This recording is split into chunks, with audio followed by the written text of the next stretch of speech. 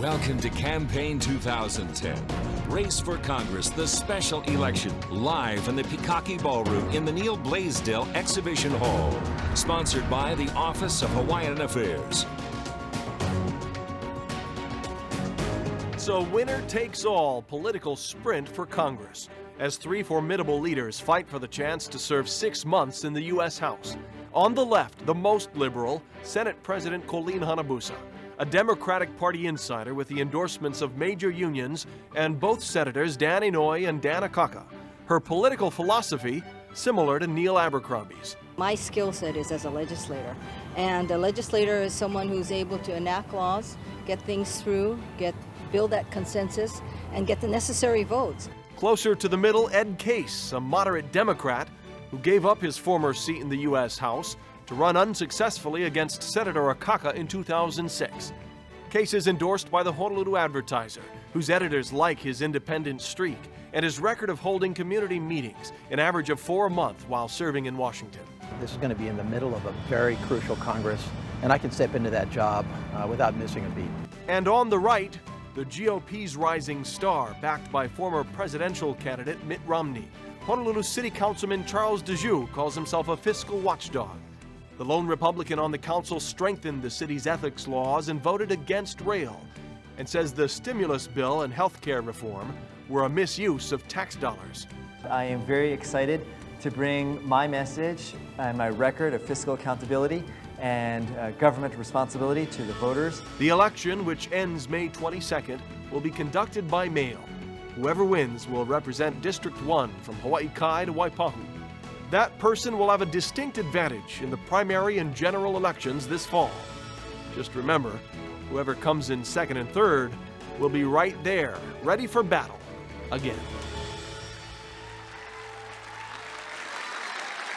And the crowd is pumped tonight. Aloha and welcome to the Pikaki Ballroom at the Neil Blaisdell Center.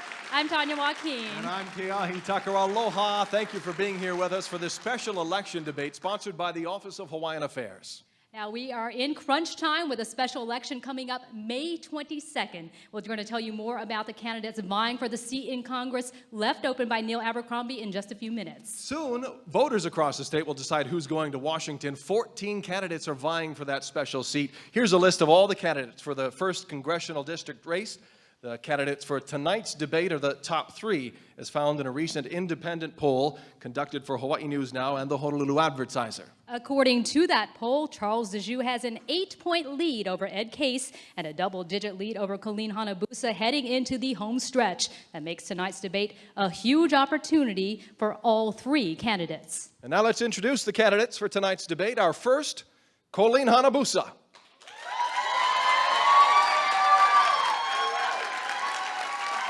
She's been a member of the state Senate since 1998. While there, she served as the majority leader, and in 2006 was elected the first woman to lead either house in the Hawaii legislature. Next up, Charles DeJoux.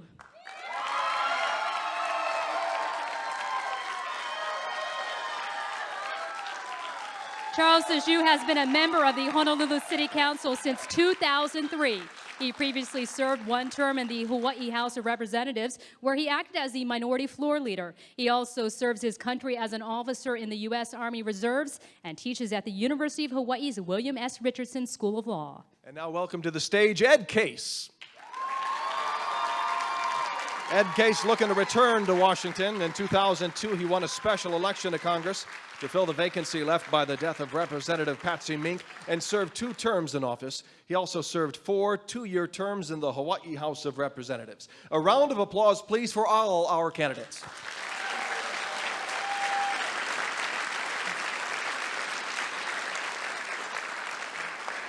Now, those are our candidates. Tonight, we will be hearing questions from some of our audience members and from viewers at home following along on the web. But first, we want to introduce our panelists already seated on stage.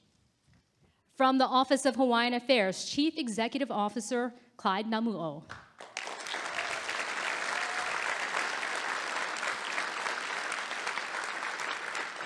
From the University of Hawaii, Professor and Dean of Hawaii Nui Akea School of Hawaiian Knowledge, Mainette Benham.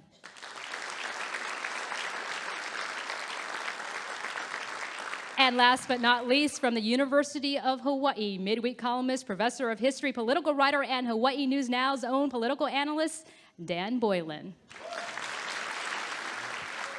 Did I get the resume correct, Dan? Now, they are just three of the people who will be asking questions of the candidates here tonight. Keahi, there's also going to be some audience participation. That's right, Tanya. Truly an interactive debate here. We have our resident explainer from Hawaii News Now, Howard Dykes, and the Honolulu Advertiser reporter, Gordon Pang, to help us out with that. How's it, guys? Okay, we've already gotten a lot of stuff from email, including some really supportive ones, like this email that says, can the candidates all get together and ask Mr. Abercrombie to stay? None of these three have a clue. We'll have more specific questions than that coming up. And if you want to email us, what are the email addies? Well, tonight there are two email addresses where people can send us questions for consideration. First is my personal advertiser email address, gpang@honoluluadvertiser.com. And then, of course, there's also the news@hawaiinewsnow.com email address. So send your questions. And while we're talking interactive, all of this is being streamed in 4 different places on the internet: hawaiinewsnow.com, honoluluadvertiser.com, oha.org, and oev.tv.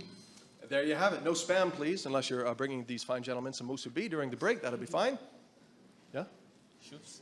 Now for the rules, let's turn things over to Tanya. That's right. I have the privilege of being moderator for tonight's debate, and I can tell you the rules have been carefully crafted and designed to make sure the discussion is informative and balanced. Here's how it will go. The candidates will each be asked a series of questions by our panelists, emails, and each other. The questions were generated by an editorial board made up of local members of the media, including Hawaii News Now, the Office of Hawaiian Affairs, and the Honolulu Advertiser, along with viewers and readers at home. The first set of questions will come from a member of the panel on stage. The second set will come from social media using email or Twitter. Then the candidates will have a chance to ask each other questions. Questions from the panel, candidates will have 1 minute to answer. After that, each of the other candidates will have 45 seconds to respond. We'll enforce that time with a lighting system. Green means you have time left, yellow means 15 seconds, and red means you're out of time. And now to find out who delivers their opening and closing remarks. First, we use the good old-fashioned koa bowl and 3 numbers. We'll let you pick one. What you got there? Ed Case, number 1. He'll be speaking first. 3. Charles Dejoux, third. So, Ms. Hanabusa, you'll be speaking second. And there you have it, our opening remarks order. Tanya. Thank you, Keahi. Each candidate will now have 90 seconds for their opening remarks. We'll start with Ed Case. Your time begins now. Colleen, Charles, friends, fellow citizens of the greatest state in the greatest country in our world, aloha. This election is about choices, and this election is about change. Yes, you do have a choice to make, a choice as to who will be your next U.S. congressman, an incredibly important job. And us three up here, we are different people. We have different experiences, we have different beliefs, we have different styles, we have different characters, and yes, we have different abilities. And I ask you to choose not only the person that can best represent you in Congress, but all of Hawaii. And yes, this is very much about change. After all, we are changing a U.S. congressman. Neil Abercrombie served long and well for 20 years, and now it's time for your next U.S. congressman who can pick up and do that job from day one on May 24th. This is about change in Washington. I believe that there is a better way forward for our country in Washington, a way that solves problems, not creates them, a way that identifies challenges and finds the solutions as opposed to just pointing out what they are. We need that change in Washington. And yes, this is about change right here at home because our Hawaii's political culture needs to change. And if you want that culture to change, a vote for me will surely send a message that we want change. I ask for your vote. Mahalo. And perfect timing. The red light has just come on. Thank you very much. Our second set of opening remarks will be delivered by Colleen Hanabusa. Thank you. Aloha to the audience here, aloha to the audience watching at home, and aloha to Ed and Charles for being here with me. Who I am and what I stand for is a product of where I've come from And my story is probably no different from many of yours. I was raised by my grandparents on the Waianae plantation. That's because my mother worked. She was the first woman to open an Apple store in the United States. From them, I learned responsibility, respect, and hard work. I also learned that when you see someone in need, you find a way to help. From my father and grandfather, when we would go fishing, I learned the value of family. And when I visited my relatives in Kaimuki and saw sidewalks for the first time, I learned about haves and have-nots. When I became a lawyer and a state senator, I also learned at that time that there are going to be times when you are going to fight with your friends and work with your adversaries, if that's what it meant to get the laws passed. When I became Senate President, I knew that we needed to collaborate and cooperate in order to do the people's work. These values are core values, and they are Hawaii's values. And these are the values that I take with me if you will support me in my bid for this position. Thank you. Now, opening remarks from Charles Dejoux. Good evening and aloha. I want to say a special mahalo to the Office of Hawaiian Affairs, Hawaii News Now, and the Advertiser for hosting this debate this evening. Ladies and gentlemen, you have a very clear choice in this race. You can support either of my opponents, who will go to Washington, D.C., join the majority, and uphold the status quo of spend, spend, and spend some more. Or you can consider my campaign, which is built on three basic principles. First, that we need more private sector jobs, not more public sector programs. Second, that Congress is taking our nation in the wrong direction. We are spending too much of our money on programs that do not work with no plan to pay it back.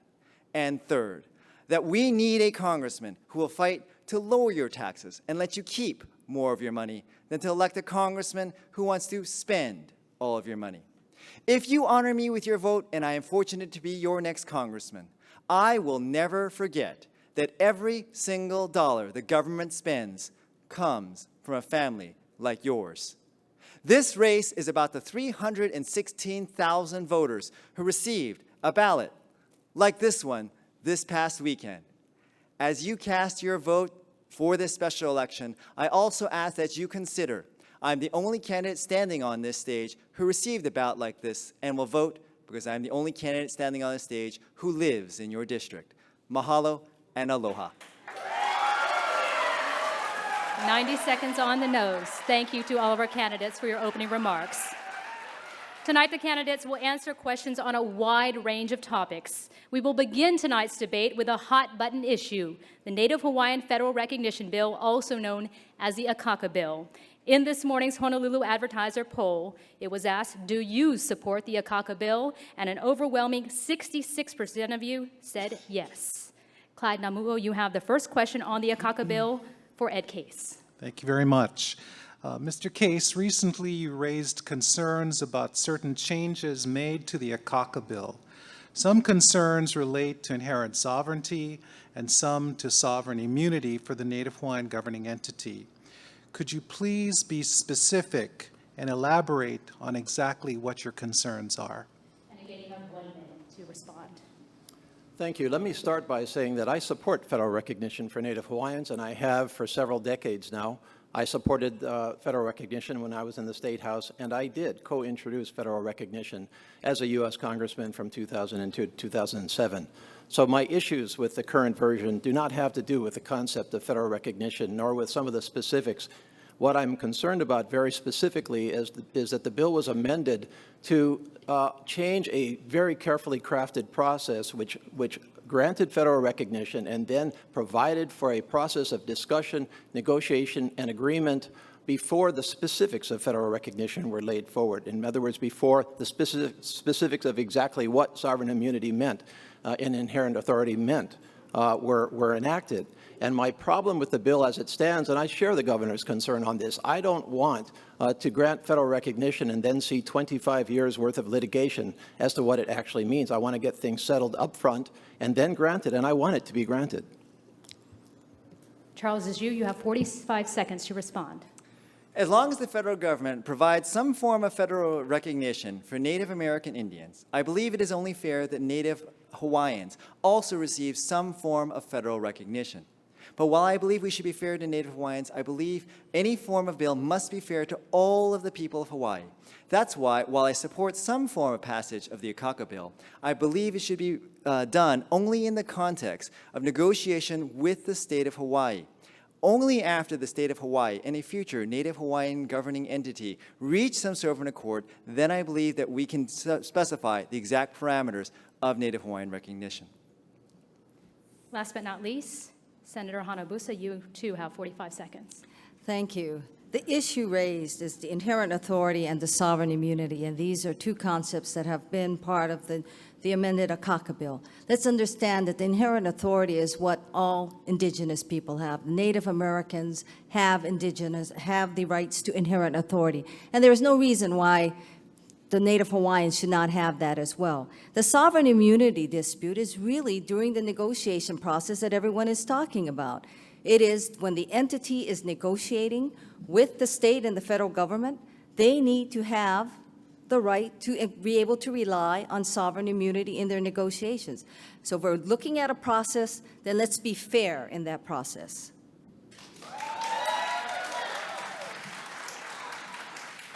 Thank you. Now I'd like to give panelists Maynette Benham a chance to ask a question to Charles Zhu. The Aina, the ancestral lands of Kanaka Oiwi, is an integral part of our ohana. And like any other living member of our ohana, we must maintain the quality and significance of our place and its historic sites. Indeed, the protection of our historic sites is as important to everyone who lives and visits our island home. In light of this, you can understand our concern regarding the recent National Park Service report criticizing the State Department of Land and Natural Resources State Historic Preservation Division for operational shortcomings largely related to surveys and inventories of information on important historic sites, including Native Hawaiian cultural and religious sites. The notice placed the agency on high status risk and gave the agency 2 years to meet certain turnaround goals or face the loss of federal funding, which, as you know, is about 1/3 to half of the division's total budget. Such a loss would cripple the state's efforts to protect and preserve our historic sites. My question to you, what would you do to work with the state, the Department of Land and Natural Resources, and Hawaii stakeholders to ensure that the State Historic Preservation Division can meet the standards of the National Park Service? Thank you.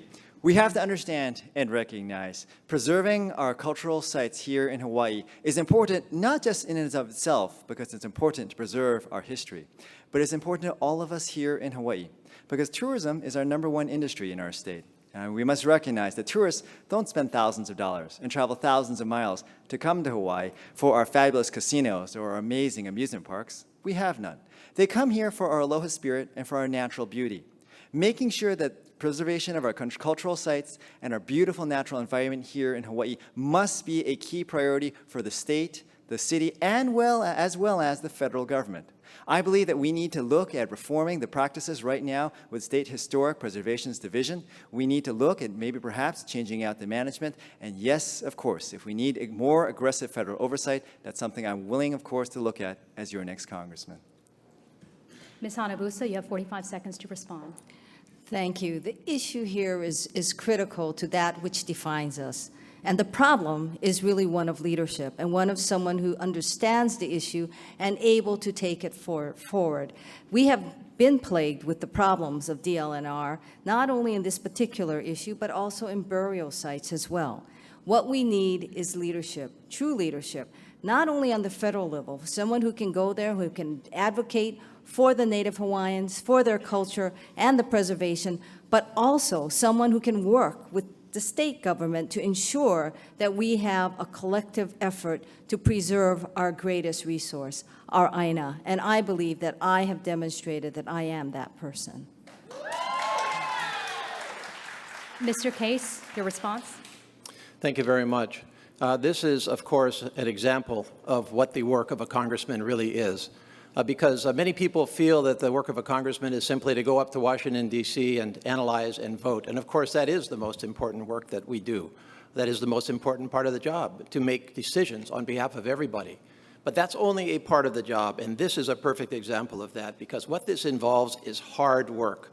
This involves understanding Washington, D.C. and our federal government and the way it thinks, and this involves understanding our Hawaii and the way it thinks and providing for cultural translation. This is a good example of something that shouldn't have happened to start with, but that with hard work and shuttle diplomacy, really, among all of those factors, you can, in fact, arrive at a satisfactory resolution. Thank you. Moving on to our third panelist, Dan Boylan. Dan, you have a question for Colleen Hanabusa.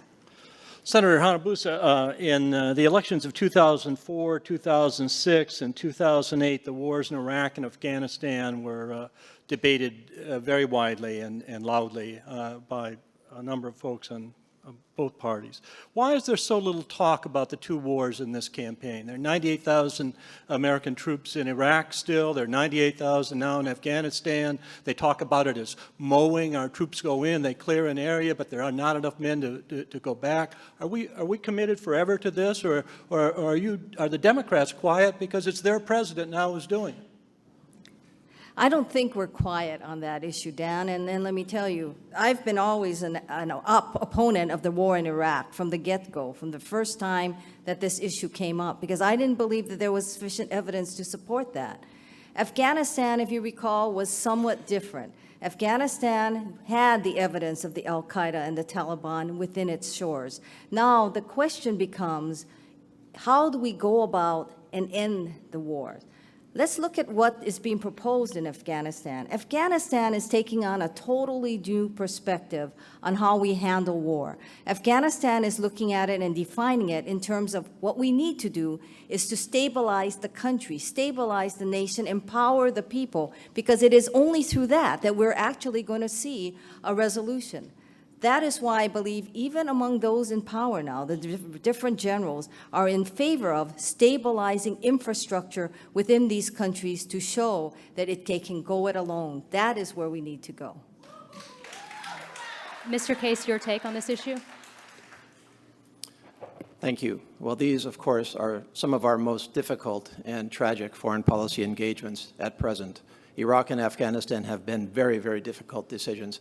Dan, I think to your point, I think the reason that we are not seeing perhaps more in this election year is because actually I believe the Democrats and Republicans are in some form of same page on this. I don't think that this has become as much of a partisan issue because I believe that most Americans have, in fact, and I support the decisions made by President Obama in both Iraq and in Afghanistan. I know that Charles criticized President Obama for taking time to think through the options and making a decision. I think that was exactly the right thing to do, and I think that most of us believe that this is the course that we need to take in a very, very difficult and intractable situation. Now let's hear from the Republican, Mr. DeJoux. Dan, this isn't something that's just theoretical, and it is certainly something that is not silent for me.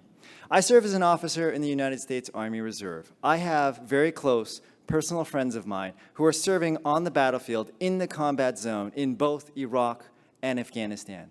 This is something that is more to me than just running as a member of Congress. This is something that means a lot to me, because my friends are serving over there in Iraq and Afghanistan. We as a nation must be clearly committed to serving and winning the fight in both Iraq and Afghanistan. It is critical to our national security's interest. If we ignore these countries, what will happen is another September 11th. Thank you, Mr. DeJoux. Back here now with our interactive team. The email inboxes are just lighting up, and I know we have some really insightful questions. Howard, we'll start with you. Okay, this is one for Colleen Hanabusa. It points out that you led the 2008 Hawaii presidential campaign for Hillary Clinton, but now your campaign commercials have a lot of references to President Obama, direct and indirect. And given the number of times you invoke his name, John from Waikele wants to know, have you been asked to do so by the president, or have you communicated with him in that regard? No, to John from Waikele, I have not been asked. But you know, if you recall, Senator Clinton is now Secretary of State Hillary Clinton, and she is doing, in my opinion, a very good job for the Obama administration. The benefits or the power of the Democrats is the fact that when a decision is made and a person goes forward and is the presidential nominee, we all pull behind them. And I think in this particular case, what you will find is that both Secretary of State Clinton and I are in tune with what we believe to be the policies that are basically being proposed in the Middle East and foreign policy. So that's, I've not been asked to John of Why Kelly. This is a decision that I make because I agree with many of the president's policies, especially on health care and on the financial reform that we will see. Thank you.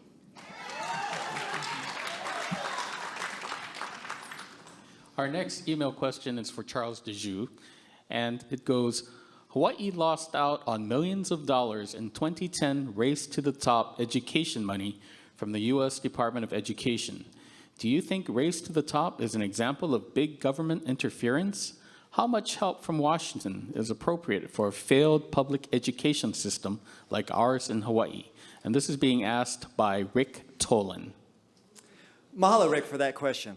I want you to know and understand that I understand the most important role that I play in my life isn't member of the Honolulu City Council, isn't service in the U.S. Army Reserve, and it isn't teaching at the University of Hawaii. The most important role I have in my life is husband and dad. And as a dad, I understand how important education is, and I personally understand how important it is to have our keiki in school. We need education reform. While I believe that the federal government should play a supporting role in education and the principal role should be done by our local government, I do believe that the federal government can push useful reforms. I believe that the Secretary of Education, Arne Duncan, is one of the brightest lights in the Obama administration. And what we need to do more of is institute merit pay and get more charter schools in and decentralize our public education bureaucracy.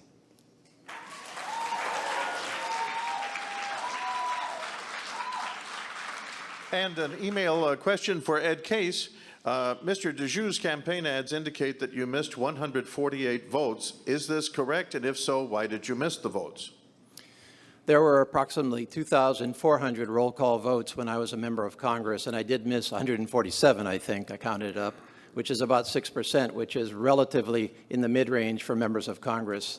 I missed them really for a couple of different reasons. First of all, a large number of them were because of they were procedural votes really at the front or the back end of the legislative week. And as was mentioned in the introduction, I tried to get back to Hawaii every single opportunity I could. I traveled back here 20 to 25 times a year.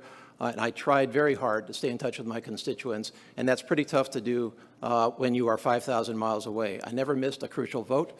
I also missed a great number of votes in one segment when I was on my way back from Iraq and Afghanistan, and we simply didn't have the right travel connections. So it's about 6% absentee, which I think is about standard.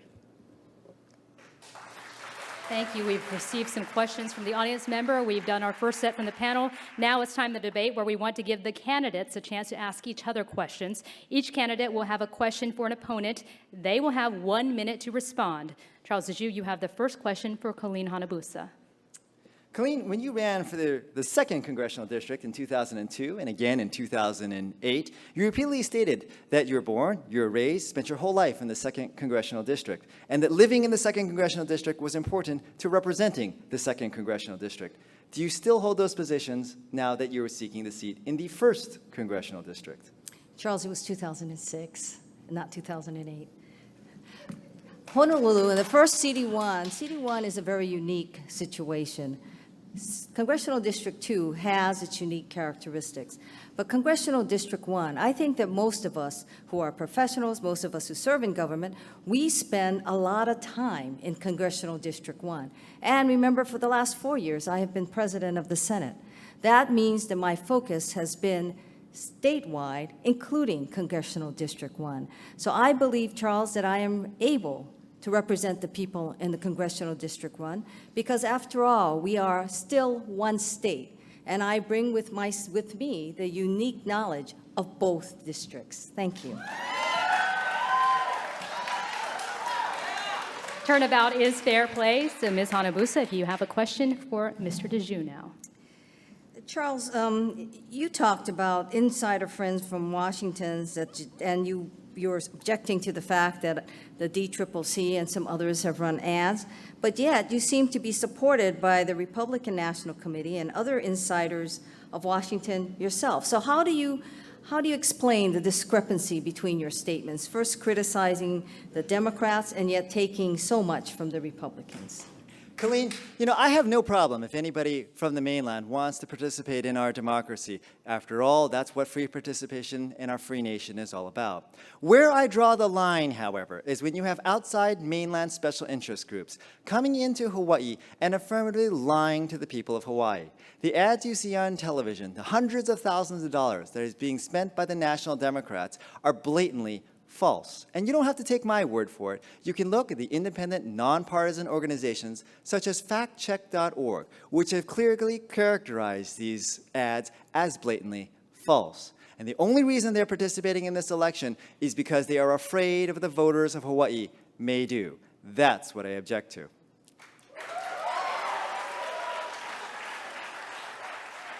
Mr. Case, we don't want you to feel left out. You have a question for Charles DeJoux? I was hoping I could avoid this altogether, but Charles, in 2007, our financial system almost collapsed because of irresponsible risk-taking and profit-taking on Wall Street. Tens, if not hundreds of millions of Americans were hurt by losing half or more of their pension, and unemployment skyrocketed. Ellen Greenspan said it was a failure of the private sector to police itself and a failure of the government to properly regulate. Congress took up last year the Wall Street Reform and Consumer Protection Act to prevent this from happening again. And 100% of the Republicans in the U.S. House voted against that bill, and they are currently busy trying to obstruct its passage in the Senate. Had you been a member of Congress, how would you have voted? And if you would have voted no, what specifically is your solution? Ed, a couple of things here. First, to point out, let's make it clear, it was 2008, not in 2007.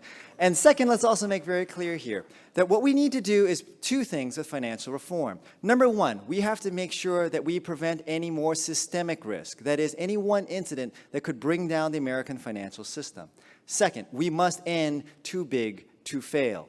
I believe as long as we keep these major priorities in mind, I do believe that there is room for compromise and agreement between both the Republicans and the Democrats in the United States Congress. Right now, the major dispute is whether or not there is going to be a $50 billion bailout fund. I am pleased that right now Congress is moving to remove that provision in the bill that's moving in front of the United States Senate. And were I a member of Congress, if that provision is removed, I would be happy to vote in favor of it. Colleen Hanabusa is next up with a question for Ed Case. Ed, you voted with George Bush for a $70 billion tax cut bill that benefited the wealthiest Americans, a tax that was particularly painful for millions of middle-class families. Can you explain how this vote actually helped the people of Hawaii? Sure, Colleen. Well, first of all, I would point out that I am a moderate, and I do believe in a responsible middle ground tax policy. So I don't believe, like you, that taxes are always the answer. And I do believe that at some times, certainly tax cuts are appropriate. The particular bill that you referred to came after I voted actually against George Bush's big tax cut bill in 2003 because I felt it was unfair to the middle class and because it was absolutely unaffordable. I believe that the bill you're referring to, which you have referred to in some of your commercials, was a bill that's focused on the capital gains and dividend tax. And I did believe that that was a necessary part of economic revitalization in our country. I did believe that that fostered the kind of investment that we needed in this country. And I did believe that that was affordable and appropriate under those circumstances. And I would take a nuanced, mixed view on taxes as I go in, neither knee-jerking one way or the other. Mr. Case, your chance to return the favor with a question for Ms. Hanabusa. Colleen, in your last ad, an attack ad against me, you stated that I voted against prescription drug coverage for our seniors. That is wrong, as I voted for the Democratic alternative offered by Mike Thompson of California that did not worsen our national debt. Was that an honest mistake on your part, Or did you know when you authorized that ad that it was not correct? No, Ed, I will tell you, we did our research, and you voted against the Democratic Medicare prescription drug plan, a substitute amendment that would have established prescription drug benefits under Medicare beneficiaries to pay $25 monthly premium and $100 year deductible. The plan would cover 80% of all drug expenses up to $2,000 up after the deductible has been paid. And you are one of 29 Democrats who voted against it. You can go look at roll call and AP dated March 2nd, 2002. Finally, in this portion of our debate, Charles Dejoux with a question for Ed Case. Thank you, Tanya. Ed, your personal ambition has defined your career. Indeed, at one point, you ran for 4 different offices in a span of 6 years. You have run now for 3 out of Hawaii's 4 congressional district seats. After voters elected you to the 2nd congressional district, you left. And when you were trying to decide what office to run for this year, you even took an internet poll to decide whether or not to run for Congress or for governor. If you get elected to the 1st congressional district, what assurance can the voters of the 1st congressional district have that you're interested in their long-term interest and not your personal ambition? Well, Charles, you started on the neighborhood board like me, and then you ran for the state legislature, and you only spent 2 years on the state legislature, as I recall. And then from there, you ran for the city council, and you've served now on the city council for 8 years, and you're termed out. So you need to go somewhere at this point, and you have now run for the U.S. Congress. So which one of us is ambitious? Number one. Number two, to answer your question directly, I absolutely did ask myself whether I could serve best in the state government at the governor level or to go back to the U.S. Congress, and I did actually go out and ask people what they thought. I thought that was a pretty good thing to do. And the answer came back, we think you're better off in serving us in Washington, D.C. again, and I did that. And that is my long-term ambition, and I'll use the word ambition, to serve the people of Hawaii in the U.S. Congress. Mr. Dejoux, go ahead, and you have a chance to respond. Ed, I would only point out here that I made it very clear that I'm running for this office. I ran for this office, whether or not it was an open seat or not, and whether or not whomever would run in this race. That's not about ambition, it's about principles. Charles, I'll respond when you actually answer the question on whether you would have voted against financial reform. I answer the question, Ed. I'll answer the question when you answer whether or not your ambition is bigger than your principles. And always talking about size, aren't they? Speaking of size, Keahi Tucker's in the audience with someone who's no stranger to these types of political debates. That's right, Tanya. Love the interaction up on stage, and we're joined now by Mayor Mufi Hannemann, Honolulu Mayor, potential gubernatorial candidate. Still potential, right? Still potential. Okay. You want to make any news tonight? Tonight is their night. I'll have my own announcement later. What do you think so far? Any front runners in your view? Well, I think as someone who really loves debates from an observer point of view and being an actual participant, I see 2 things tonight. They obviously did their homework, and they're very good on their feet. And I think that's what you want to see, and it's getting very spirited now. So they're going to keep us, they're going to keep the audience at home glued to their television set, and all of us here. So we're really benefiting from this spirit exchange, and it can only mean good things for the people of Honolulu. Democracy at work. Thanks very much. Honolulu Mayor Mufi Hannemann, and we are coming back after a short break with more spirited debate. Don't forget, you can keep your emails coming to news@hawaiinewsnow.com or on Twitter at 808now, and when we come back, we'll have our lightning round, and the candidates will also tackle tough questions and issues including the economy, don't ask, don't tell, and the war in Afghanistan. We're right back after this break.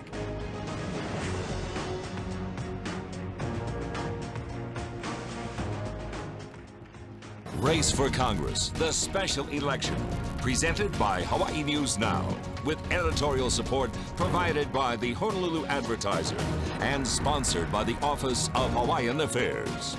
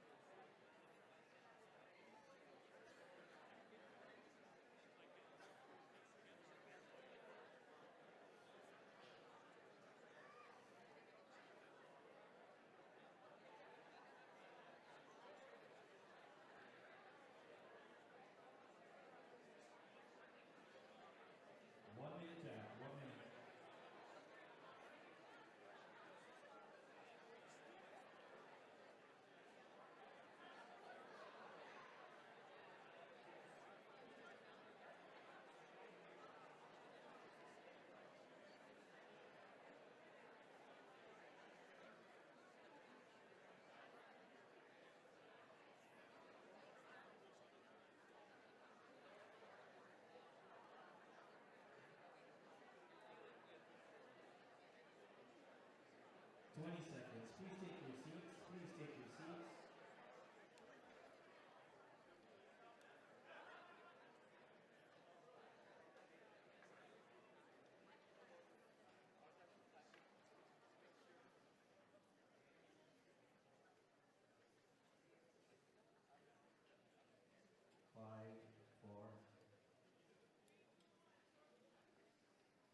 You're watching Campaign 2010 Race for Congress, the special election, sponsored by the Office of Hawaiian Affairs, live from the Pikake Ballroom in the Neil Blaisdell Exhibition Hall in downtown Honolulu, and live right now on HawaiiNewsNow.com.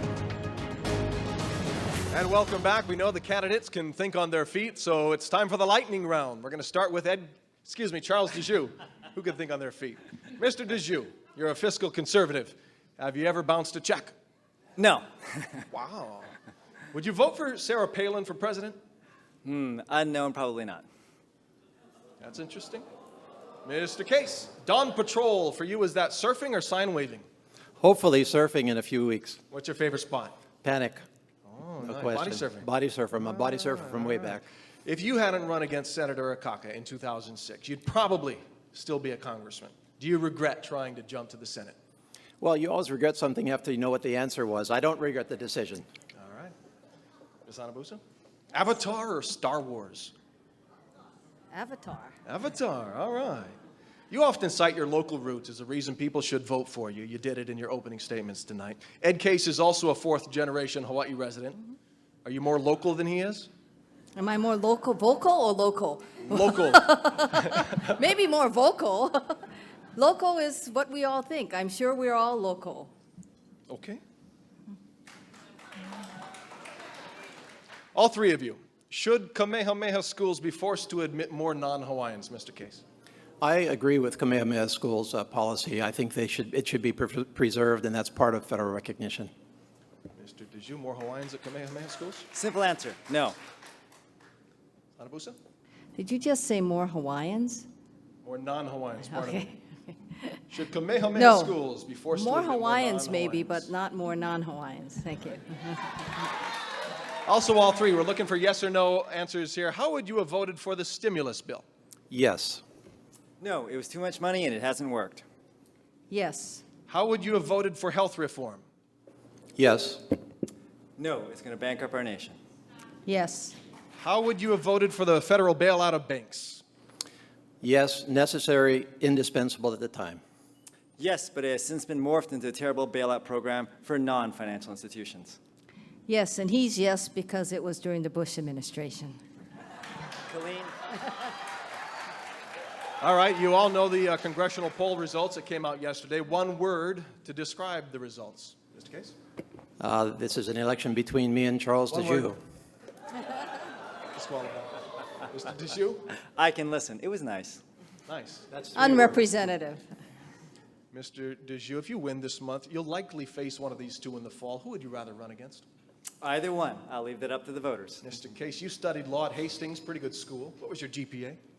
Oh, gosh, that's a long time ago. It was good enough to get a job. What was your hardest class? Hardest class was philosophy in college because it's met at 8 o'clock in the morning. You don't want to do philosophy at 8 o'clock in the morning in college. Last one for you, Ms. Hanabusa. According to the New York Times, Senator Inouye has described himself as the king of pork. A lot of people here don't mind. Do you aspire to be Hawaii's queen of pork? Queen of pork? Hey, I aspire to do what is best for the people of the state of Hawaii. Finally, a question for the two Democrats to keep from splitting your party's vote. Who's willing right now to step out of the race? I think Colleen is, but I'm not. I think Ed will really consider it, but not me. There's our lightning round. Thank you for participating. Tanya, back to you. Thank you, Keahi, and thank you to our candidates. Right now, we want to get back to questions from our panelists. Ms. Hanabusa, you have the next question from Maynette Benham. The Elementary and Secondary Education Act, which includes the Native Hawaiian Education Act, is up for reauthorization in Congress. As you are aware, this is particularly important because, among many things, it affirms the unique rights of Native Hawaiians. My question to you, if elected, what would you do to ensure that the Elementary and Secondary Education Act and the Native Hawaiian Education Act will effectively address the needs of our Native Hawaiian school children? I will do everything that I can to ensure that. And in the audience is my Hanai mother, Auntie Aggie Cope. And if I didn't do that, Auntie Aggie Cope would really take me to task.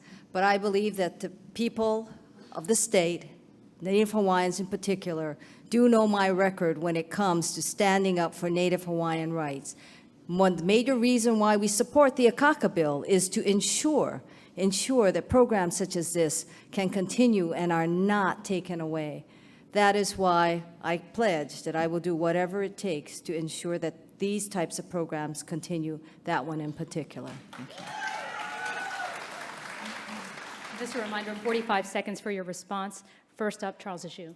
Again, I go back to that I believe my most important role in my life is that of dad. I understand the importance of education and also personally understand the critical importance of Native Hawaiian education here in Hawaii.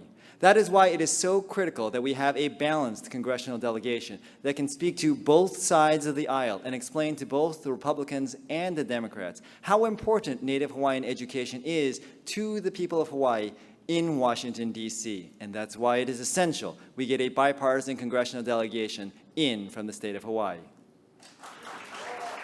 Ed Case, your response is next. Well, let's paint the bigger picture here. The Native Hawaiian Education Act is part of the Elementary and Secondary Education Act, which is up for reauthorization. And that particular act produces roughly $33 million a year to this state to fund programs that are directed at Native Hawaiian education. And Native Hawaiians have very specific challenges, very specific situations that can best be addressed through specialized programs. I believe deeply in that program. So number one, of course, you have to make sure that the authority remains in ESA when it comes up for reauthorization. Number two, you have to fully fund it. I worked in my prior years in Congress with President Bush on a bipartisan basis, Charles, to make sure that the Bush administration did, in fact, fully fund it, and they did. And number three, make them work back at home, outreach to the community so they know what the program is. Moving on now, Clyde Namuo, you have a question for Charles Issue. Okay. Councilman DeJoux, recently you supported a successful Honolulu City Council resolution that urged the U.S. Congress to support the final version of the Native Hawaiian Government Reorganization Act. Councilman, you didn't vote with reservations and there were no comments on the record. How do you reconcile this position with your recent concerns expressed about the Akaka bill? Do you or do you not support the Akaka bill pending in the U.S. Senate? Clyde, I do not support the current version of the Akaka bill pending in front of the United States Senate. I was very happy to cast my vote in favor of that resolution in the Honolulu City Council, and I have a specific familiarity with it because I was the committee chair that shepherded this bill. And in committee, we specifically changed the language from saying supporting the current version to a version of the Akaka bill. And that has consistently been my position. I believe as long as the federal government is providing some form of federal recognition to Native American Indians, we should provide some similar form of recognition to Native Hawaiians. But we also must be fair, and the defining of the parameters and jurisdiction of such a Native Hawaiian governing entity should only occur after negotiations with the state of Hawaii and after public hearings in the state of Hawaii. Now, chance for reaction from Mr. Case. Well, again, I think let's go back to the premise of federal recognition and what the issues are here. Again, I would say that I support federal recognition, and I would work very, very hard to make sure that that happens. And I believe that federal recognition is necessary not only because it is fair to administer and create the same legal status for Native Hawaiians as for other indigenous peoples, but because I think all of us in Hawaii, not just Native Hawaiians, need to realize and appreciate that without the Native Hawaiian peoples and cultures sustainable here, surviving and prospering, we will not have a Hawaii. And I believe federal recognition is necessary for that. So I don't believe that it is a divisive bill. I believe it is a bill that creates a better Hawaii over time. I do want to avoid the litigation, and I think that as we can solve that, we can, in fact, have a good federal recognition bill. Thank you. Ms. Hanabusa, your reaction?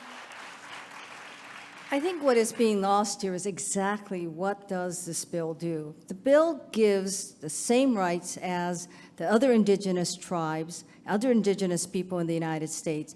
Then let us also understand that with that definition comes years and years of case law.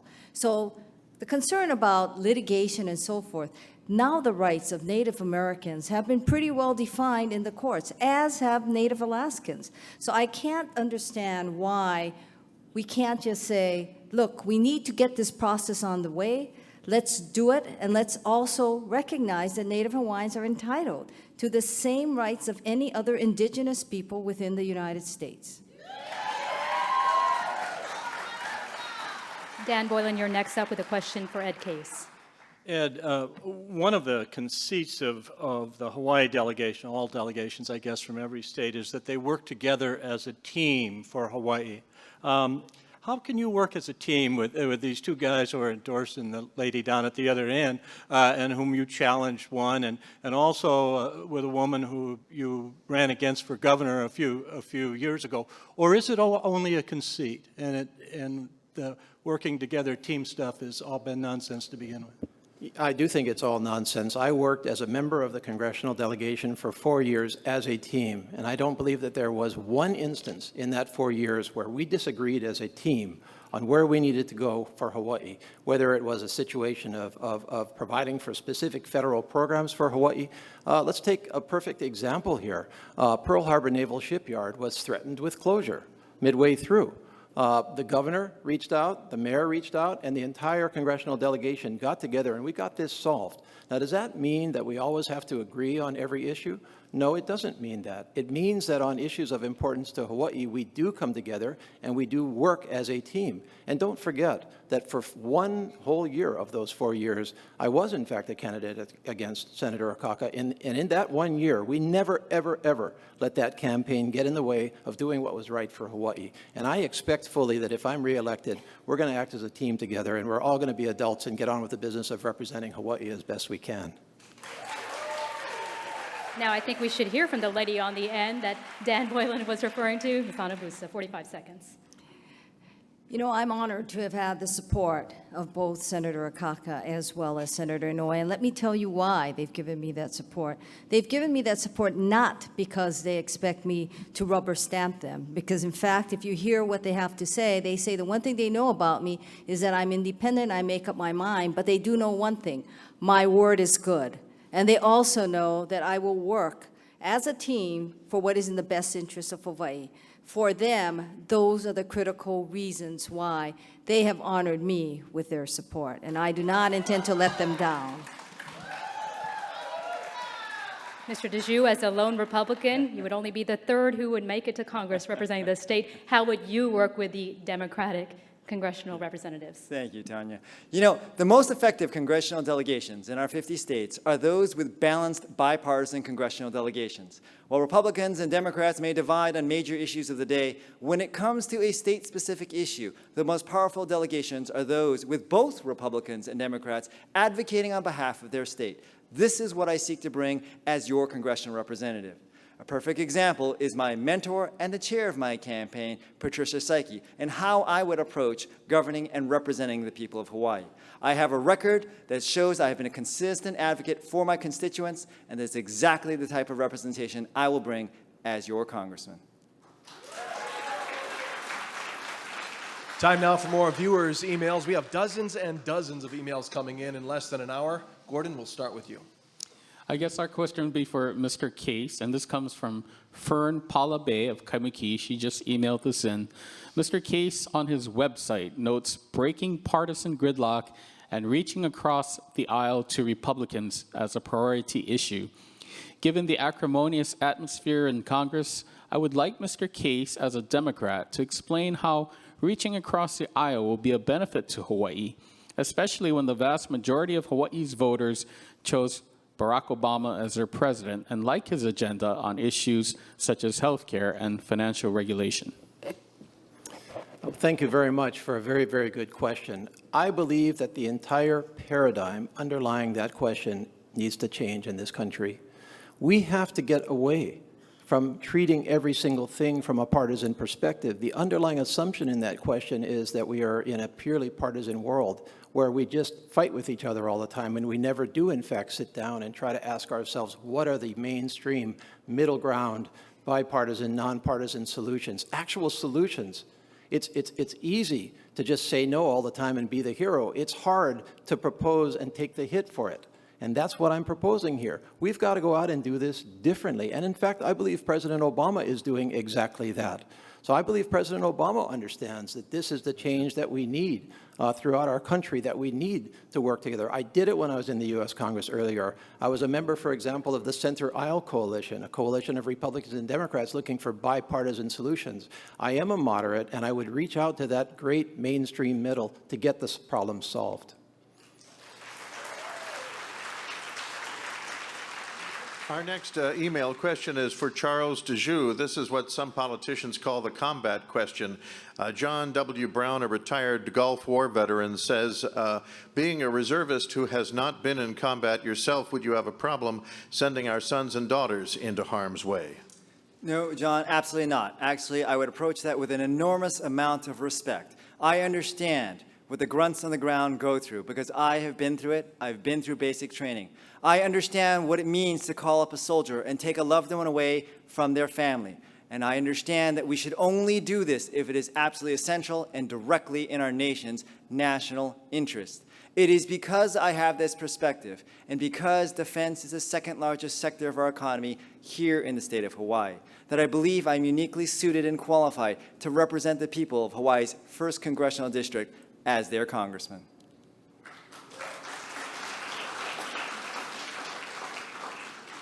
Our next email question is for Colleen Hanabusa, and it's asked by Mike Kaneshiro.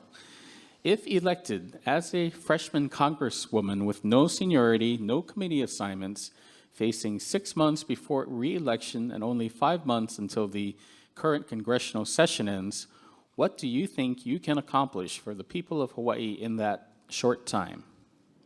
Well, I think the best way to answer that, Mike, would be to elect me and see what I do. Then if you don't like what I do, you can take it out on me in the primary election. Seriously, I believe that it is a matter of what issues are still pending there, what issues you need someone who is an effective leader to go there to Washington to fight for the people here. And that is why I believe that I will be effective, irrespective of this short period of time. I've shown that. From the first time I've been elected in the legislature as a senator, I took on difficult issues. People may not have realized, but within the first 5 months, we had the first recount of an election in Hawaii because of the issues regarding the voting machines. Who would have thought that someone just in would be able to get a recount of the total election in the 1998? Thank you. Here now with an official candidate for governor, Lieutenant Governor Duke Aiona. So, you think you're seeing any game changers since the last break? Well, let me say this. As you know, I'm a former judge, and I got 3 attorneys up there. I feel like I'm now being called to make a judgment here. And I got to say, I think it's about independence, it's about good judgment, it's about integrity, and it's about balancing government. I'll let the people decide who that is. There you go. Lieutenant Governor, thank you very much. Time for a short break. When we come back, more Race for Congress. Special election, live from the Pikake room at the Blaisdell Center. Race for Congress, the special election, presented by Hawaii News Now, with editorial support provided by the Honolulu Advertiser and sponsored by the Office of Hawaiian Affairs.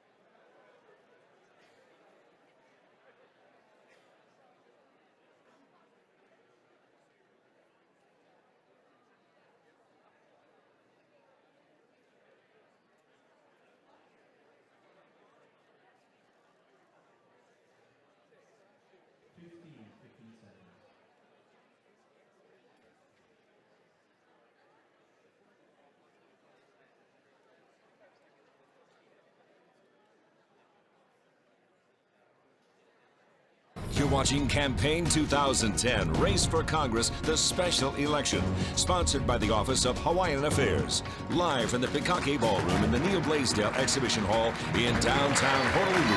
And live right now on HawaiiNewsNow.com. And welcome back to the stage and the candidates in a moment. First, a word with our governor, Linda Lingle. Thanks for being here. Aloha. Good to be here with you. Any surprises for you tonight? I don't think so. I've known both Colleen and Ed for a long time, and I think they performed well tonight. But I think you can see that Charles DeJoux is bringing a kind of a fresh new energy to this debate and to this campaign. I think the public has lined up behind him because they want someone new and someone fresh, someone with some really good ideas.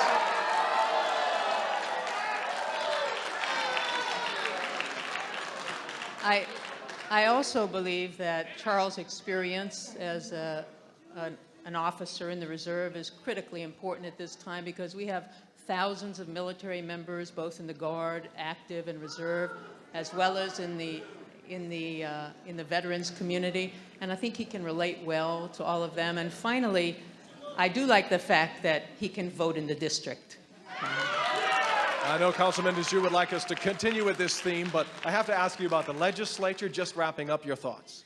I thought it was the worst legislative session on record here during my time in office, especially because the legislature completely ignored the need for job creation. We had some really great proposals, some creative approaches to getting new jobs created, and they focused on issues that really weren't critically important to the average family who needs to get off of unemployment and get back to work. So for me, that made it a really weak session. And finally, which way are you leaning on civil unions?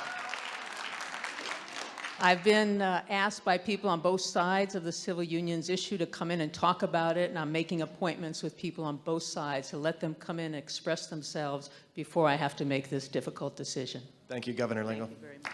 Back up to you, Tanya. Well, let's get back to questions from our panelists. The first question is from Dan Boylan to Charles DeJoux. Charles, President Bush has some tax cuts that are going to lapse at the end of 2010, and I wondered, should they be allowed to die? Do you think, or do you think that it would be bad for the economy for the taxes to rise as a result of their lapsing? Dan, as a general statement, my philosophy, I've always advocated for lower taxes over higher taxes, and I've always argued for a simpler tax code over a more complex tax code. I'm proud of my record that I have never voted for a tax increase in my 10 years in elected office as a state representative, as a city councilman. I am concerned that the approach of the current U.S. Congress, rather than looking at lowering taxes and putting more money in the hands of average Americans, we have gone through the approach of spend, spend, spend, and it isn't working. I would much prefer to see us lower marginal tax rates, not necessarily in the same fashion as the Bush administration did, but certainly not look at increasing taxes, increasing the capital gains tax rate, and putting back the death tax. This is the wrong way to save our economy. Thank you. Go ahead, Dan. Charles, just briefly, I believe Lyndon Johnson raised taxes in order to pay for the Vietnam War. We took on 2 wars over the last 10 years, and there was no raise. We didn't pay for them. Essentially, we put them on the bill. Isn't there an argument for raising taxes if you're fighting a war, for example? The best way to reduce the expenditures for this war is for us to succeed in Iraq and Afghanistan. We have got to win, stabilize those countries, and get out. That's the quickest, fastest, and best means of doing it. Merely pulling out or dramatically increasing taxes that would damage our economy are not the right approaches. First response goes to Ed Case. I've often reflected listening to Charles, which I've enjoyed over the last couple of months, that it must be nice that everything is so simple. I don't look at government being simple. Tough decisions come at you all the time where you have to apply the situation as it exists at the time. I think it was wrong to reduce taxes on the rich in 2003 in the middle of a war. Charles's party felt that that was the right thing to do. I thought it was irresponsible. I thought it drove us into a fiscal situation that was deep and dark, that we're still digging ourselves out of. So when I take a look at extending those same tax cuts now for the wealthy, when we have worsened the deficit over the course of the Bush administration, I can't accept that that's the right thing to do. Next response from Colleen Hanabusa. I would not support the extension of any of the Bush tax cuts, but there is one component of it that I believe I would support, and that is the tax cut on the middle-income people. Middle-income people, most people here, they can probably have those tax cuts, but everything else, the tax cuts on the wealthy or the extension of the capital gains tax, they should not be extended. I'd like to give the opportunity now to Clyde Namuo to ask a question to Ms. Hanabusa. Senator Hanabusa, as the Senate President, you are in a pivotal position to help in resolving long-standing ceded lands issues like the past due revenues owed to the Office of Hawaiian Affairs by the state of Hawaii prior to the enactment into law of the Akaka Bill, which we know is going to happen. Senator, OHA proposed a settlement bill this past legislative session for past due revenues, which would have codified the state's obligation, but would have delayed any payments owed to OHA until the state fiscal condition improved. What was your position on this legislation, and how do you think the measure could have been improved to receive support from state legislators? Clyde, I believe that, first of all, I supported OHA's efforts, as you know, throughout all the legislative sessions in determining and a resolution of ceded lands and that terrible dispute that continues.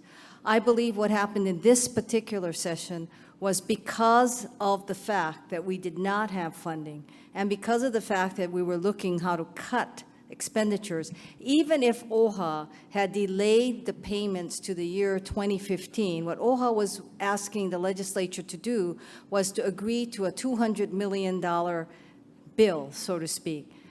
The concern that the legislature had is that was akin to basically tying future legislatures, which is what we believe the Constitution does not permit us to do. And in addition, personally, I believe, like you, that the Akaka Bill would pass. And I believe the Native Hawaiian governing entity should be in the discussion as to how much money the state owes OHA and the beneficiaries under the Emissions Act. Charles Dejoux, your chance to respond. 45 seconds, Mr. Dejoux. Yes, thank you, Tanya. Let me begin by saying, actually, Ed, I too also enjoy listening to you. And Ed, things are simple when you put principle ahead of ambition. More importantly, specifically on the ceded lands issue. This has been a long, tractable issue here in our state. This is why I do think it's important to eventually get federal recognition of a Native Hawaiian governing entity, but also why I believe it is essential that whatever the parameters and jurisdictions are defined, it should come only after negotiation between the state government and some future Native Hawaiian governing entity. Just want to point out the candidates will have a chance to ask each other another set of questions coming up. But first up, Mr. Case, if you have a response. Yes, I have a response. Charles, principle and ambition are not mutually exclusive. As to the ceded lands, this is a perfect example of how in government you want to avoid disputes. You want to have good, solid laws that stand the test of time, that people accept and they don't fight over. In the case of the ceded lands, we passed a constitutional amendment in 1978. We passed an implementing law in 1980. Here we are all these decades later, and we're still arguing over what it meant. That was a failure at the time. I proposed a law in the mid-1990s to create a reasonable settlement of this dispute. I got hung in effigy. I had to explain to my 6-year-old son, why are you hanging in effigy? And I said, well, that's just a form of political speech. Oh, okay, Dad, no problem. We've got to pass laws that don't lead to litigation, and this is a good example of that. All right, thank you for wrapping up. I'm getting the red light there. Finally, in this go-round, Mainette Benham, you have a question for Ed Case. As you know, Kanaka Oiwi are Ho'aina, companions to the land. So we, like many other of Hawaii's residents, are concerned about the adverse effects of global climate change and other environmental challenges relating to our ocean and land ecologies. What do you believe is your greatest environmental achievement in Hawaii? And what would be your highest environmental priority should you be elected to Congress? Is that me? I'm sorry. Thank you very much. The one issue that I'm the most proud of, actually not just in the environmental area, but of anything I've ever done in public office, was the creation of the Papahanaumokuakea National Marine Monument, which was created administratively, but on which I worked completely and tirelessly over a period of time. I introduced the bill, which was essentially implemented administratively by President Bush. I worked behind the scenes in order to get that bill done, logging a lot of time with the administration and the community groups to get that done. I'm deeply, deeply, deeply proud that we all did that together, and that was really the most amazing achievement from a marine conservation perspective in our history. Now, in terms of what I would like to do in the environment going forward, I absolutely would want to go back to the work on marine environmental issues, marine conservation. I believe deeply in terrestrial and air-based conservation, but I think the marine environment is being overlooked, and I think I want to go back to work there. Time to hear from Colleen Hanabusa. One of the programs that the Hawaii State Senate in particular and the legislature adopted was the concept of Sustainability 2050. And our focus there was to look back. Hopefully with the children, when they look back from the year 2050, they could say that we did something right. Part of that enterprise was the whole issue of how to preserve our natural resources. As you also know, during this recent time, the legislature also passed what we call the legacy lands, where we began to preserve important lands and preserve important wetlands as well. We believe all of these efforts together will address the concern about the preservation of our oceans and our environment. Thank you. We hope for a spirited question and answer segment now from the candidates asking each other. Oh, excuse me. I'm getting ahead of myself. I'm too excited. 45 seconds to Mr. DeJu first. Thank you very much, Tanya. A couple things to real quickly point out here. Ed mentioned that his proudest legislative accomplishment was the establishment of Northwest Hawaiian Islands National Monument. But it is curious that State Senator Fred Hemmings, who was very active in this particular creation of this historic monument, cited in a recent editorial that Ed did nothing other than introduce this legislation, and indeed did not even show up at the signing of this measure when First Lady Laura Bush came to Hawaii. But more specifically, on the issue environment, this is something I am very proud and have a solid record on. I am very proud of my record that I have consistently fought to get curbside recycling here on Oahu. I'm very proud that I enacted legislation to provide a tax exemption for renewable energy projects, and that's the kind of record I will bring to the United States Congress. Now for the spirited Q&A, candidate to candidate. First up, Ed Case to Colleen Hanabusa. Well, first of all, Charles, Fred didn't know what I was doing, number one. And number two, I was at the White House when the monument was designated, standing behind President Bush. No, you weren't with Laura Bush in Hawaii when the measure was designated. No, it was designated by a signing by President Bush. Laura Bush was not the president. President Bush was the president. That's okay. I was there when Laura Bush came to Hawaii, right, Governor? Okay. Question for Ed Case. No, I thought he has one for me. Then. No, I thought he has one for me. Meet her, right? Yes, you do have the question. Well, Colleen, Yes. we were on a conference together, small business conference, Small Business Hawaii, which I'm proudly a director of in January, and you made the statement that you didn't think waste and abuse and inefficiency in government was a problem. Have you reconsidered that statement? Let's put that in context. Believe it or not, I was defending the governor because the question there was really about what more could government cut. And I had heard the question in terms of DLNR, and I think it was the highways and highways maintenance of a particular roadway or something like that. And I believe that's what the gentleman was saying. And I said, at that point in time, I believe what the governor had done in terms of looking at our budget was that she had cut very much to the bone when it came to those kinds of services. That was the context of that question, and that was the basis of my response. Now that you have responded to Mr. Case's question, do you have a question for Ed Case? Oh, okay. Ed, you know, what Charles raised about Senator Hemmings is somewhat troubling, but not as troubling as when Wendy Mink asked that you take down from your website a statement that you made with the photo, I believe, of her father and her mother. Can you explain to us what happened and why Wendy felt so compelled to send you a letter and send all of us copies and asking you, because it seemed to be a question of whether you were misrepresenting something, sort of like what Senator Hemmings was saying. Well, I think I answered the Senator Hemmings one pretty well, but going back to Wendy Mink, Colleen, as you recall, I did run in this first special election when Patsy Mink passed away, a great legend in Hawaii, and one that I was very humbly taking over for, and I knew that that was a very humbling experience to go further with her legacy. John Mink did choose to get into that race after I got into that race, and you were one of those that urged him to get into that race, and then you turned around and urged me to get out of that race, and I felt that the seniority... him to get Yes, into I can find that on the record if you want. And I believed that the seniority was necessary. Now, Wendy Mink felt that that was the wrong thing to do. John Mink and I ran that race, I won, and we had a very good relationship after that, and John Mink supported me after that, came to my campaign events in my re-election in 2004 and endorsed my running again, or my re-election to Congress. So when Wendy basically said that her father didn't support me, I felt that I had to refute it by the evidence, which was the picture of John and me, not John and Patsy and me. We have to move on to the next question now. Colleen Hanabusa, a question for Charles DeJoux.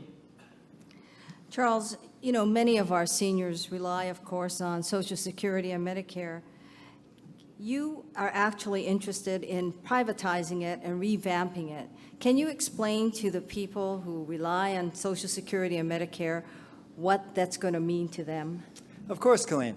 You know, one of the big problems we have going on in the United States Congress right now is the Health Care Reform Act that was just passed by the United States Congress, and both you and Ed support, is going to rob Medicare to pay for Medicaid. That's one of the major problems confronting the United States Congress. But a larger problem we have is with entitlements. The entitlements, if go unchecked and unreformed, will eventually overtake our federal budget and continue to balloon our budget deficit. That's why I do take the position that I support the President's position on establishing a bipartisan commission to look at entitlements and tackle entitlement reform. This is one issue where I do believe that the President has got it right and that the partisanship in Washington, D.C. has got it wrong. Next question goes to Charles DeJoux to pose to Colleen Hanabusa. Colleen, as State Senate President, you defended the pay raises for members of the Hawaii State Legislature. Then, in your very first TV commercial in this particular race, you argued that you were going to cut legislative pay. Do you regret running that television commercial?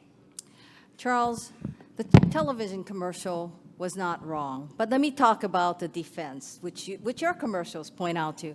And I really thank you for doing that, because it gives me the opportunity to say what I was defending. When I spoke about the legislative pay raises, it wasn't only the legislative pay raises. I was speaking about the fact that the people voted a constitutional amendment. I was verifying what they did. I was also really supporting the fact that the governor and her cabinet, as well as the judiciary, took those pay raises for 2 years. Remember, Charles, in 2007 is when those Salary Commission made the decision. 2006 was the constitutional amendment. If we knew then, in 2007, what we know now, I'm sure we wouldn't have this discussion. But the governor took their pay raises for 2 years.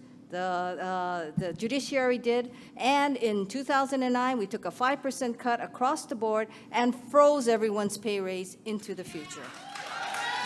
Mr. Case, we suspect you have a question for Mr. DeJoux. Thank you. Charles, I'm going to follow up on Colleen's question because you didn't answer it, so I'm going to ask it very, very directly. President Bush, in his administration, proposed to privatize Social Security, meaning that what you would do is take the money out of the Social Security Trust Fund and invest it on Wall Street. That would have been a disaster. And I opposed it at the time for exactly that reason. You have supported, you have publicly stated that that was what you believe should be done. And that would have crippled tens of millions of families, not to mention Social Security. So do you believe that your position taken to privatize Social Security was wrong? Or do you still maintain that that's the right thing to do? Interesting, Ed. Actually, my position on reforming entitlements is very similar to the position that you took as a member of the U.S. House of Representatives. I am committed and do believe that we need to reform the entitlement program in our country.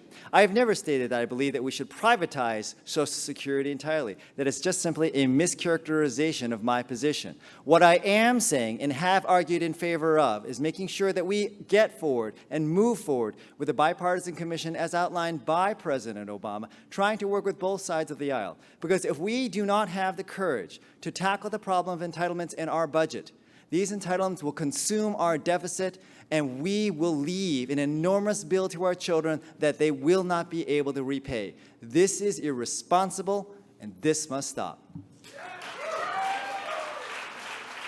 Now a chance for Charles Dejoux to return the favor with a question for Mr. Case. Ed, you have argued that seniority is important. But 4 years ago, at your first opportunity to run for higher office, you threw away that seniority. What assurance do you have to give the voters of the 1st District that you won't throw away that seniority again? Well, Charles, first of all, as I recall, you left the state legislature after 2 years. I pointed that out earlier. So clearly there was another place that you wanted to consider when the opportunity arose. I believe that what is important here is seniority and experience and overall ability and capability in Washington, D.C. I've spent now 7 years in Washington, D.C., 3 years with Spark Matsunaga, 4 years in the U.S. House, and that's what counts. It does count that I have seniority in the U.S. House, and I do have that seniority if I go back. But what counts even more is being able to know what to do from the day that you walk into that office and are sworn in on May 24th. And by the way, on the Entitlement Commission, I'm happy you agree with that because I supported that and co-sponsored and introduced that when I was in Congress earlier. I think we have to do that. So I'm happy to pick up your suggestion when I go back. Thank you to our 3 candidates for the spirited discussion here. But because it was so spirited, unfortunately, we're going to have to limit your closing remarks to 60 seconds. You no longer have 90 seconds on the clock. And first up, as we drew at the beginning of this debate, Ed Case, your closing remarks. Thank you so much to Charles, Colleen, to the sponsors, and to the people of Hawaii, both here and out there, for listening in. This is a crucial decision that you have to make and that you are making right now. Who can best represent you in the United States Congress? Not just for Hawaii, not just for you, but for all of Hawaii and for all of our country. This is your choice. I talked about choices earlier. I offer you my seniority, my experience, my ability, my commitment, my desire to make this country and this Hawaii a better place. To Democrats, I say directly to you that the choice now is between me and Charles Dejoux. To independents, I say directly to you that I believe you want what I want, which is a whole different way of going about politics in Hawaii. Not a purely partisan way, but an independent way that drags in and brings together people to get problems solved. And to Republicans, I say to you that if you're a moderate Republican, I also can understand what you are trying to accomplish. And I also say to you that if you want to change Hawaii, my election is the way to do it. Closing remarks now. Again, 60 seconds to Colleen Hanabusa. Thank you to our hosts, OHA Hawaii News Now and the Honolulu Advertiser. You've heard a lot tonight about what each of us will do if elected. But the real proof is in what we've done. Look at our records and make that decision. I also want you to look at what's going around us. The nation, across our nation, people are so angry at government. It's never been this bad. Issues, it feels like issues is just another reason for us to argue and another excuse to blame the other party. It's just too easy to be negative, and it's just too easy to say no. You know, right here in Hawaii, look at what we have. We have an airline and a financial institution that's considered to be one of the best. We also have Mililani, a community that's one of the best to live in. And we have a health care act that's considered the best in the nation. Think about this. This is an opportunity for you to make a statement. This is an opportunity for you to vote for Hawaii for hope. Vote for Hawaii to say that you believe in Hawaii. And that is why I'm asking for your vote here tonight. 60 seconds for closing remarks from Charles Dejoux now. Thank you, Tanya. I'd like to begin this evening by actually thanking my wife, who's sitting here in our audience, and my 3 wonderful children for all of their continued support through this very difficult election campaign. And I want to thank all of you for watching us here tonight. Ladies and gentlemen, neither Ed nor Colleen are going to decide this election because neither of them live in this district and neither of them will be voting in this campaign. When I announced that I was going to run for the United States Congress and formally filed my paperwork, a supporter of mine showed me a T-shirt that his 3-year-old granddaughter had received. That T-shirt read, "I'm 3 years old, and I already owe the federal government $46,000 for my share of the national debt." My friends, this is exactly what's wrong with Congress. We are spending too much money on programs that don't work, and we have no plan to pay it back other than to hand the bill to our nation's children. This is why I'm running. This is why we need to change Congress. And this is why it is so important for you to vote and why I am humbly asking you for your vote. Mahalo and aloha. And with that wraps up the question and answer portion of tonight's very lively and spirited debate. We want to thank all of the participants for joining us for this tonight. From our passionate crowd, how about a round of applause for all of our candidates? Thank you so much for being here. What a terrific evening. Also, thank you to the panelists from the Office of Hawaiian Affairs, Clyde Namuo, from the University of Hawaii, Professor Mainette Benham, and UH Professor and Hawaii News Now political analyst Dan Boylan. And don't forget, the reason we're here tonight, there is a special election coming up, and you will get those mail-in ballots in the mail. Absentee walk-in voting will take place at Honolulu Hale. That begins 1 week from today until Thursday, May 20th. And thanks again to the Honolulu Advertiser for co-partnering with us today, and the Office of Hawaiian Affairs for sponsoring this special election debate. And thank you, most of all, to our viewers at home who've taken the time to learn about the issues and our candidates, and especially thank you for voting in the next few weeks. Make sure to get those ballots in by May 22nd at 6 o'clock. You can't just postmark it now. It's got to be at the Office of Elections. A lot of eyes on this race, a lot up for stake with the congressional seat, District 1, and of course, keep it to hawaiinewsnow.com for all election coverage. That's right. If you want to replay any of tonight's debate, you can go to hawaiinewsnow.com for a full replay. And don't forget, May 22nd, our live election coverage that day begins at 5 p.m. and goes throughout the night. We'll find out who wins then. For now, I'm Keahi Tucker for Tanya Joaquin. Aloha. Mahalo for watching.